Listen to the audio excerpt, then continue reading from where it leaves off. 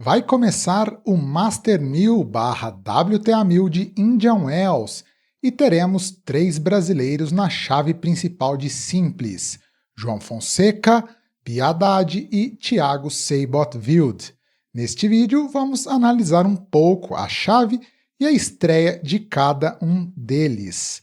Bom, o torneio ele começa na quarta-feira, o jogo do João e do Wild deve ocorrer na quarta ou na quinta, e o jogo da Bia Haddad, que já saiu na segunda rodada, acontecerá na sexta ou no sábado, todos os jogos com live aqui no canal. Começando pela questão da chave do João Fonseca. Na primeira rodada, ele enfrenta Jacob Furling, escocês, número 81 do mundo.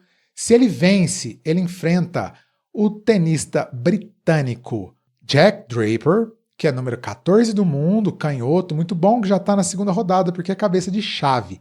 Caso ele avance a terceira rodada, ele teria Félix Aliassime, número 18 do mundo, Benjamin Bonzi, número 62, e o Jenson Brooksby, americano, que está com ranking protegido, que hoje está quase em 1000 do mundo. Mas então vamos pensar aí o jogo contra o Furling. João Fonseca já enfrentou o Jacob Furling no Challenger 125 de Canberra, nessa temporada, nas semifinais, e venceu por 6-3, 6-3. E o João acabaria com o título daquele torneio, que também o aproximou do top 100. Vamos entender um pouco agora o Jacob Furling. Furling é um tenista oriundo do college americano, do tênis universitário americano, que no ano passado teve uma ascensão meteórica, saindo de 700 do ranking para o top 100 nesta temporada, em menos de um ano, portanto. Vive uma boa fase, fez a semi do Challenger de Canberra, depois a terceira rodada do Australian Open, derrotando inclusive o Kyrgios na primeira rodada e perdendo apenas para o Zverev na terceira, e depois derrotou o Ken Nishikori na Copa Davis. Então, tenista que vem embalado, tenista que gosta de jogar em quadra dura, que é especialista no piso, e tem como principais armas o saque e o forehand. O Furling é aquele clássico britânico que bate meio esquisito na bola, mas que bate de forma muito eficiente, que joga muito bem. Aquele esquema, Billy Harris, mais ou menos aí nesse padrão dos ingleses, que é um estilo que incomodava muito o João Fonseca até o ano passado. Furling tem um excelente saque, uma boa direita, uma direita que ele alterna entre uma direita muito reta e também sabe lá dar seu topspin na bola. À esquerda, ele não agride tanto, é um backhand mais um tapão, que ele trabalha o ponto, coloca na quadra, mas não é um golpe que vai deixar buraco no outro lado da quadra. A devolução do Furling é um pouco mais ou menos, e o principal elemento que o João vai ter que explorar e que ele explorou em Canberra é o segundo saque do Furling, que é um pouco mais frágil, que na verdade é bem mais frágil do que o primeiro, que é um primeiro saque muito bom. Por fim, Furling varia bastante, gosta de dar umas curtinhas, uns slices meio estranhos e sobe muito bem a rede. Ele finaliza boa parte dos pontos dele na rede. Mas é um tenista que tem um altíssimo nível, top 100, mas que é abaixo do João em questão de nível. Qual foi a tática que o Furling adotou contra o João em Canberra? Ele procurou atacar o backhand do João. Não deu muito certo porque o backhand do João estava muito afiado. Creio eu, no entanto, que o Furling irá repetir essa tática.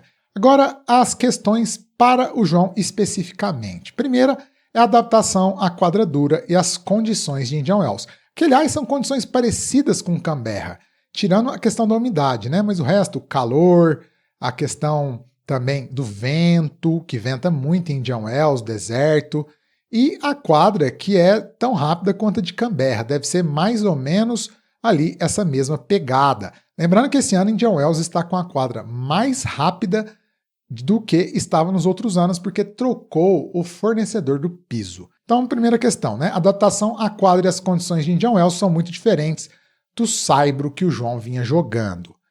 Aí a gente entra em detalhes mais técnicos da partida. O caminho da vitória. atacar bastante o segundo saque do Furling, não só atacar, né, mas conseguir neutralizar o segundo saque e entrar na troca, porque na troca o João é melhor.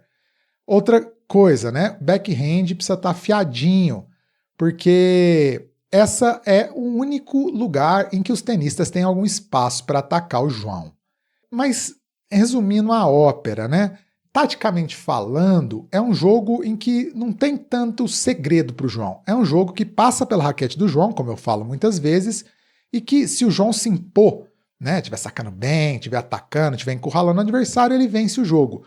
Os dois jogando ali a 100%, por exemplo, o João é amplamente favorito à vitória. O João tem um nível mais alto do que o Furling. Joga mais tênis do que o escocês. Acho que o João perde agora ou com uma grandíssima atuação do Furling ou com uma atuação muito abaixo dele mesmo, né? Favoritismo, acredito em 60-40, 65-35 para o João. É favorito, tem todo o direito de sonhar com a vitória. Agora vamos dar uma olhada na chave de Beatriz Haddad Maia, número 17 do ranking da WTA. A Bia é cabeça de chave, portanto, ela já sai na segunda rodada, né? Ela pegou bye na primeira rodada. Na segunda rodada, ela enfrenta uma vencedora de um confronto entre qualifiers, ou seja, tenistas que vieram do quali. Como o quali ainda está ocorrendo nesse momento que eu estou gravando, a gente não tem como saber qual é a adversária da Bia Haddad, né? Caso ela avance à terceira rodada, ela pegaria outra qualifier, ou a Alexandrova, número 19 do mundo, ou a Kudermetova, número 54 do mundo, que tem jogado com a Bia aí constantemente. Se a Bia avança a uma possível quarta rodada, ela teria a Aryna Sabalenka, muito possivelmente pelo caminho, nada mais nada menos do que a número 1 do mundo.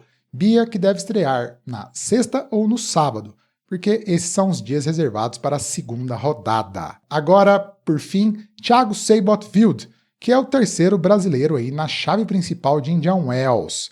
Ele encara na primeira rodada Alexandre Miller, francês que foi o responsável por derrotar o João no Rio Open e que vive uma excelente fase. Foi campeão do ATP de Hong Kong na primeira semana do ano e agora foi vice-campeão do Rio Open, então vem voando.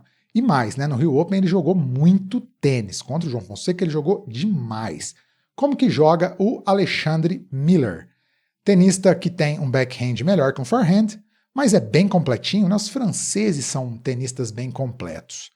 Mas não tem nenhuma grande arma, né?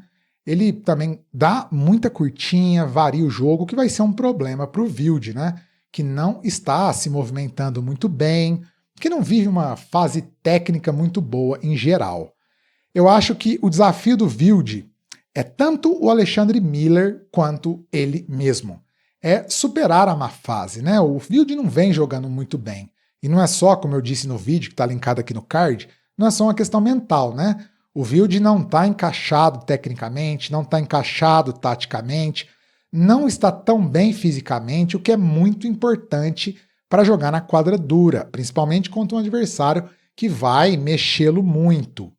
Lembrando outra coisa, o Wild entra pressionado. Por quê? Porque ele defende 70 pontos referentes a ter passado do qualifying no ano passado em Indian Wells e chegado até a terceira rodada da chave principal, derrotando inclusive o Karen Khachanov na chave, né? Um belíssimo jogo do Wild. Eu acho que o Wild, essa questão dele ter que defender os pontos, pode tanto ser uma pressão quanto ser um incentivo, né? Ele lembrar da campanha do ano passado, se sentir bem no lugar, ainda que a quadra dura, nas condições que o Wild está jogando, não sejam as mais ideais, né?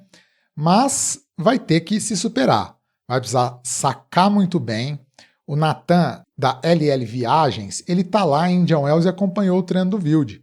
E o Wild hoje ele treinou muito saque primeira bola, porque ele vai precisar fazer isso muito contra o Miller, tá muito bem no saque na primeira bola pós-saque. O backhand é sempre o termômetro do Wild, né? E a direita precisa estar encaixada, é a única grande arma do Thiago Wild. Jogo dificílimo para o brasileiro, número 2 do Brasil no ranking da ATP e atual número 91 do ranking geral. Se o Wild vencer, ele enfrenta Stefanos Tsitsipas, número 9 do mundo, que vem do título de Dubai. Favoritismo contra o Alexandre Miller. Favoritismo do francês contra o Wild. Diria que 65-35, quase 70-30. Dá para falar uns 70-30. Todos os jogos têm transmissão da Disney Plus Premium. Os jogos do Master 1000, do ATP, do masculino, passam também na Tennis TV e alguns jogos devem passar na ESPN. Aguardo todos vocês nas lives, se inscrevam no canal e deem like no vídeo. Espero vocês. Valeu, abraço!